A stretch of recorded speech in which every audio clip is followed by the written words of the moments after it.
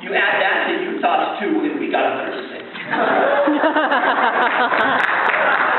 Mission trip to American Samoa. That's it. Right?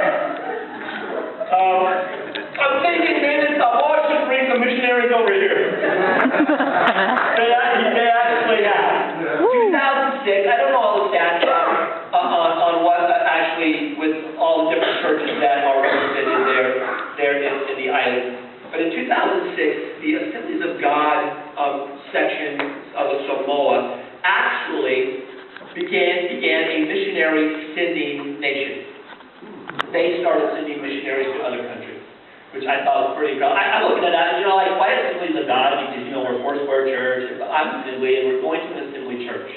So I was just kind of looking up some of the different things in our connection. Now, if you have some heartburn over Foursquare Church going to Samoa to assist an Assemblies of God church, I guess just get over it. We're just going to have some fun anyway, right? Here's the deal. I'm going to get into this connection in just a minute. But I really feel, and we've been talking about, where is God sending this church? What's our first step? And we've talked a lot about it, which is we want to know, we'd rather follow God and kind of shoot in the dark and make up our own rules as we go along and see what's going on there. So we want to see this trip kind of as a launching pad, if it will, for missions here at CLC. This is the first trip. This is where we're going. This is what we're doing. And our direct involvement in missions kind of begins here. We support missionaries. We have missionaries who are part of our church. We have people who are missionaries that are working in missions organizations that grew up in our church. For instance, Zach Harris, Troy and Mary's son, works for an organization called Hungry for Life. You've heard him. We've had him on stage.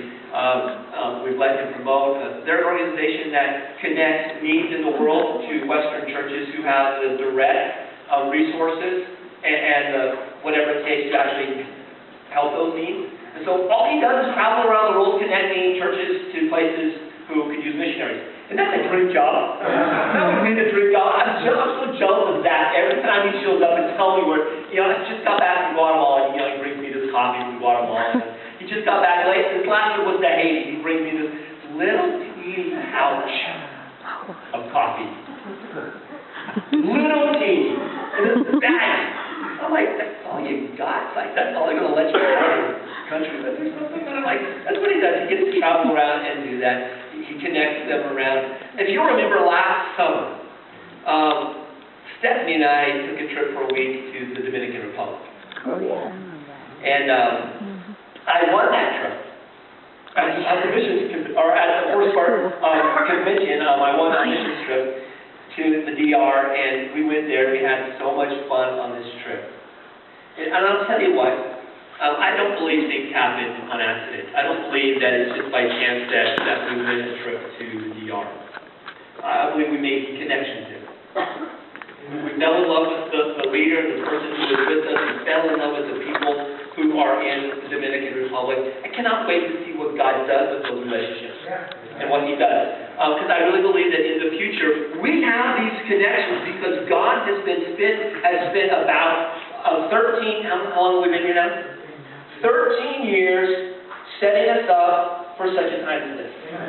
And let's not say that this moment is the end all for such a time as this. This is such a time as for our future. Everything we take is built on step by step as we go along. We during the missions convention, we got to meet Sherry Grant. Jean and Mary attend our church. She's a missionary. And has she left Africa yet? Next month. She leaves for Africa, Mozambique. Yes. And she will be here. Great. Okay. So she will be here. We'll help send her off. Connected. I want you to be amazed by this. This church, quite possibly, could do a missions trip to almost any continent